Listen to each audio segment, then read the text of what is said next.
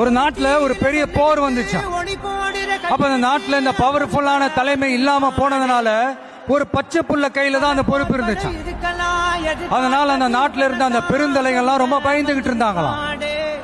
அந்த சின்ன பையன் அந்த நாட்டோட படையை நடத்துற பொறுப்பை ஏத்துக்கிட்டு போர்க்களம் போலாம்னு சொன்னானா.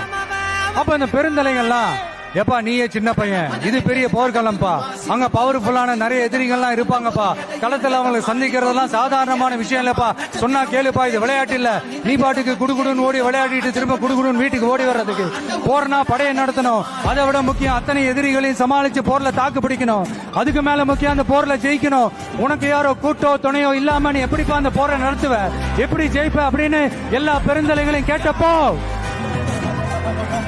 எந்த பதிலும் சொல்லாம போருக்கு தனியா தன் படையோட போன அந்த பாண்டிய வம்சத்தை சேர்ந்த அந்த பையன் என்ன செஞ்சான்னு சங்க இலக்கியத்துல ரொம்ப நல்லா தெளிவா சொல்லியிருக்காங்க. படிக்காதவங்க படிச்சு தெரிஞ்சுக்கங்க, இல்லைன்னா படிச்சவங்க கிட்ட கேட்டு தெரிஞ்சுக்கங்க.